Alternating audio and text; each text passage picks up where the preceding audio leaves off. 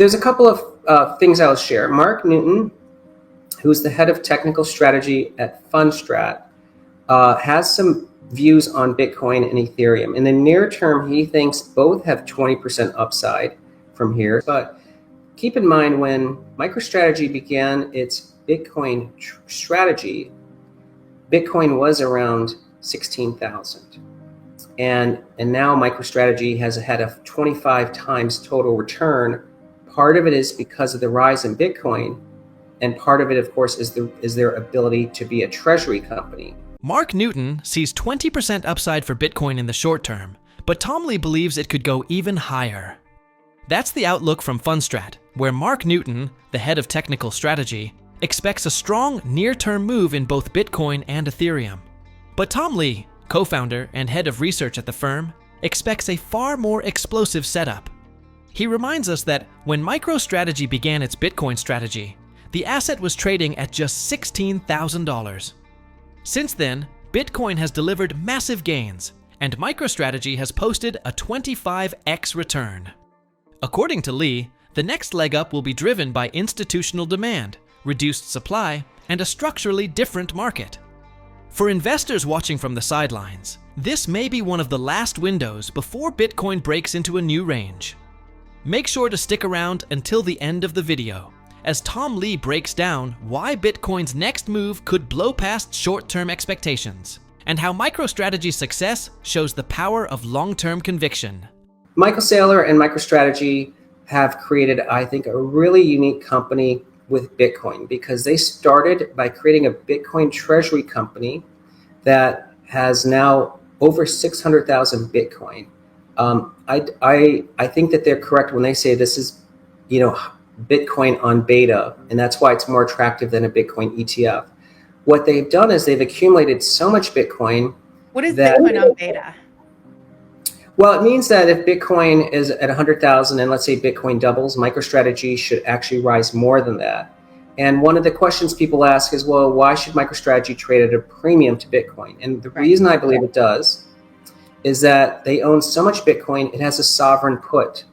600,000 Bitcoin is so much that if the US government wants to get to 1 million Bitcoin, they can either buy 1 million Bitcoin in the open market, and I think if sellers knew that, they wouldn't sell and Bitcoin's price would rise parabolically, or they can pay a premium to buy MicroStrategy and get 600,000 Bitcoin. I think it's not just the US government, it's Qatar, the UAE, or any country that wants to accumulate a large position in Bitcoin.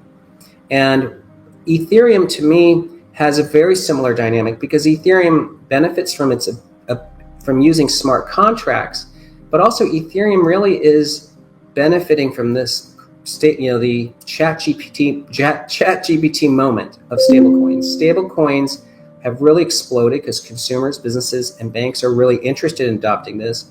The majority of stablecoins are actually transacted on the Ethereum blockchain, and if Treasury Secretary of Investment's right, and it goes from a 250 billion market to 2 trillion. That's exponential demand for Ethereum. So we want to be, an Ethereum treasury company wants to actually accumulate a sizable share of the Ethereum network. And that would actually create, I think, a reflexive benefit, because if you have a large staking entity, you're securing the network. And I think that's the architecture that future banks want to have. When the Goldman and JP Morgans create stable coins, they also want that layer 1 blockchain to be secure. What is your ETH target short term and long term? Well, there's a couple of things I'll share. Mark Newton, who's the head of technical strategy at Fundstrat, has some views on Bitcoin and Ethereum. In the near term, he thinks both have 20% upside from here. So that would be putting Ethereum closer to 3,300. And he thinks something around 4,500 or 5,000 in the next few months is achievable. That's a pretty big move for Ethereum. But I think a perspective someone can have is that realize that Circle trades at around 100 times EBITDA, which I think it's fair because it's scarce, and it is one of the best IPOs really in several years. But if you applied that metric to the layer 1 Ethereum, it would imply a value north of ETH per ETH token of over 10,000. So I think it shows you that if the stablecoin is being valued in the market at 100 times, that the underlying layer one, which is really what's securing those transactions, probably is undervalued. Okay, that assumes though that Ethereum, as you said, is becoming Wall Street's default layer one, but this base layer space that's becoming crowded, right? You've got Solana, Avalanche, you've even got JP Morgan's own infrastructure. So what stops ETH from getting disrupted? Well, that's, that of course is going to be important for Ethereum to continue to be upgraded and upgrade itself and competitive. But we know Robinhood is using a layer 2 on Ethereum for its tokenized private equity assets. JP Morgan's stablecoin is going to be operating off in Ethereum ultimately as the layer 1. Ethereum is, I think, the preferred blockchain because it has the largest network value of those that you mentioned, and I think also it is the most, I think, compliant with in terms of US laws. That's going to be important. But one thing that people need to keep in the back of their minds is the reason someone's going to end up using Ethereum is that you need to make sure that layer 1 is secure, right? If someone has 100 billion of circulating supply of a stablecoin and the layer 1 isn't compliant and it isn't secure, then it really undermines the security of that stablecoin itself. So I think that's why Wall Street banks, as they're converging onto crypto, they're going to end up staking Ethereum itself. MicroStrategy now holds over 600,000 Bitcoin, an amount so large it gives the company what some are calling a sovereign put. That leverage gives the stock a built-in premium, and according to recent performance, it's working. In just the last 6 months, MicroStrategy has returned twice as much as Bitcoin itself. Ethereum treasury plays could follow the same path. With stablecoin demand booming and institutions like JP Morgan and Robinhood building on Ethereum, the network is starting to become Wall Street's preferred base layer. Let's return to Tom Lee as he continues his discussion. Today, BTC is outperforming, MSTR and ETH is outperforming Bitmine. Why are the treasuries underperforming the underlying asset if they have a higher beta? Great question there. Well, there is going to be day-to-day volatility, so it's really difficult for someone to necessarily take a lot of conclusions from one day to the next. But keep in mind, when MicroStrategy began its Bitcoin strategy, Bitcoin was around 16,000. And now MicroStrategy has had a 25 times total return. Part of it is because of the rise in Bitcoin, and part of it, of course, is their ability to be a treasury company. So I think when someone looks at Ethereum today, which is still below its all-time highs, and I think potentially, as Mark Newton points out, could be 5 to 10,000, which is a 4x from here, it should make sense that the Ethereum treasury stocks should do better than a 4x, because that is just the rise in the asset value of their underlying holdings.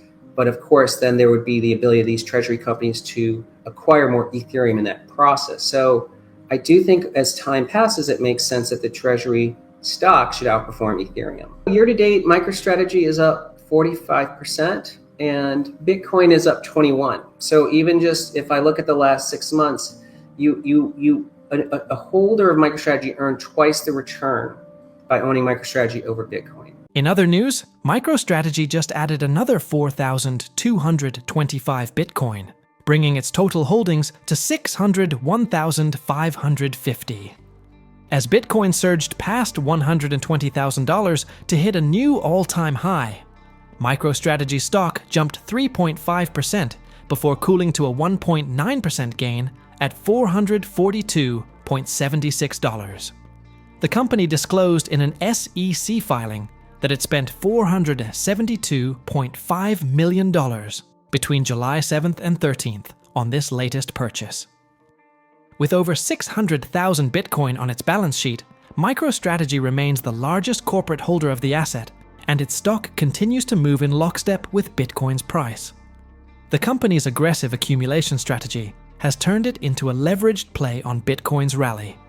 Year to date, MicroStrategy is up 47.6%, and shares are trading just below their 52-week high.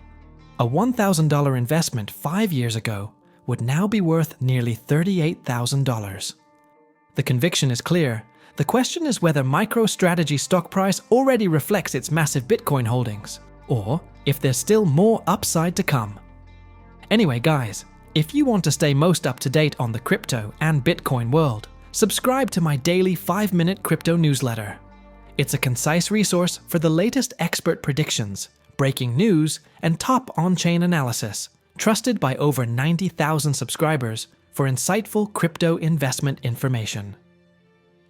Don't miss out on the opportunity to stay informed in the crypto market. The link is in the description below. I hope you all enjoyed today's video and that it gave you some value. I'll see you all at the next one, and as always, all the best.